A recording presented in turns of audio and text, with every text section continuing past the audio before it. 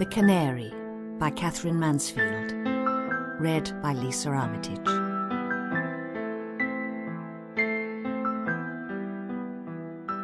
You see that big nail to the right of the front door? I can scarcely look at it even now, and yet I could not bear to take it out.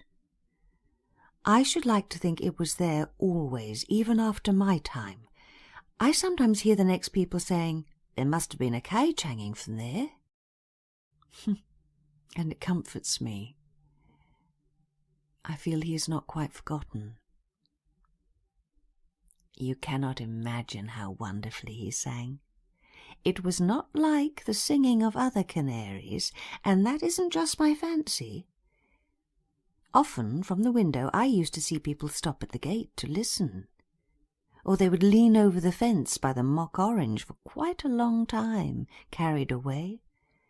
For instance, when I'd finished the house in the afternoon and changed my blouse and brought my sewing onto the veranda here, he used to hop, hop, hop from one perch to the other, tap against the bars as if to attract my attention, sip a little water, just as a professional singer might, and then break into a song so exquisite that I had to put my needle down to listen to him.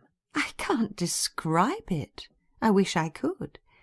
But it was always the same every afternoon, and I felt that I understood every note of it. I loved him.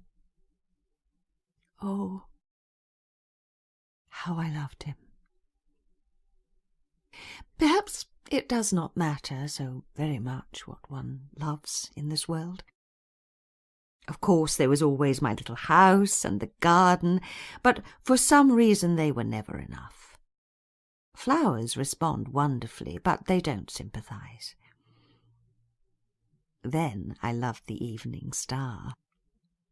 But after he came into my life, I forgot the evening star. I did not need it any more. But it was strange. When the Chinaman who came to the door with birds to sell held him up in his tiny cage, and instead of fluttering like the poor little goldfinches, he gave a faint, small chirp, I found myself saying, just as I had said to the star over the gum tree, "There you are, my darling." From that moment he was mine. It surprises even me now to remember how he and I shared each other's lives. The moment I came down in the morning and took the cloth off his cage, he greeted me with a drowsy little note. I knew it meant, "Missus, missus." Then I hung him on the nail outside while I got my 3 young men their breakfasts, and I never brought him in to do his cage until we had the house to ourselves again. Then, when the washing up was done, it was quite a little entertainment.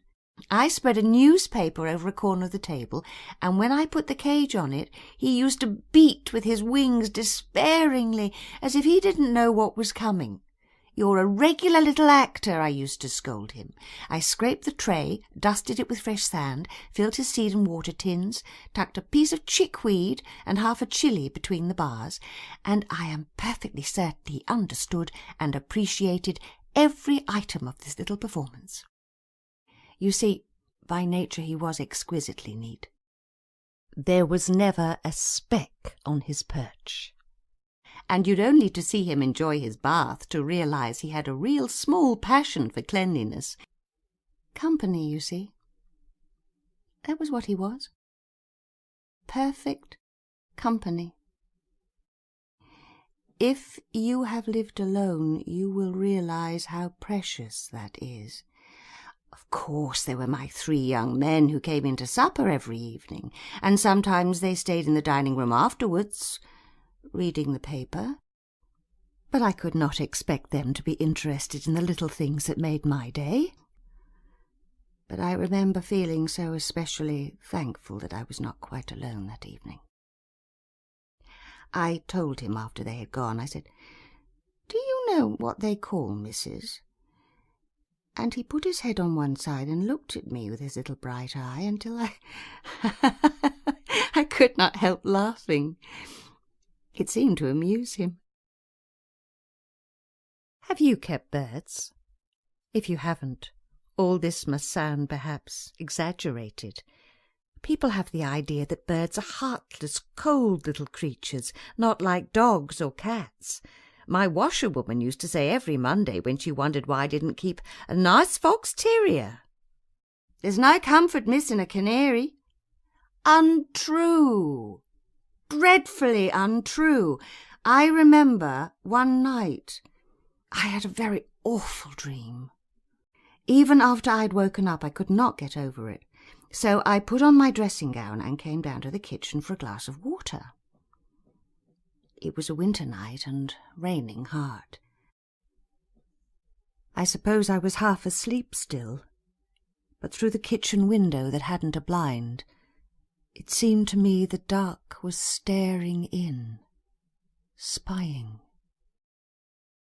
And suddenly I felt it was unbearable that I had no one to whom I could say, "I've had such a dreadful dream," or "Hide me from the dark."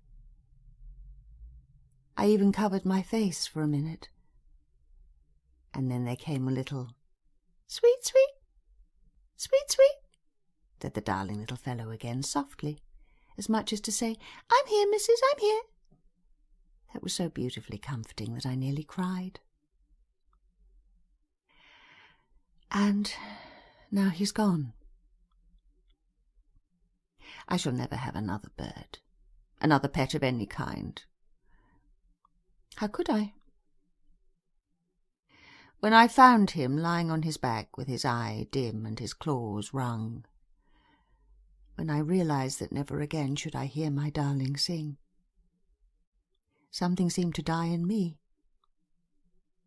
My breast felt hollow, as if it was his cage,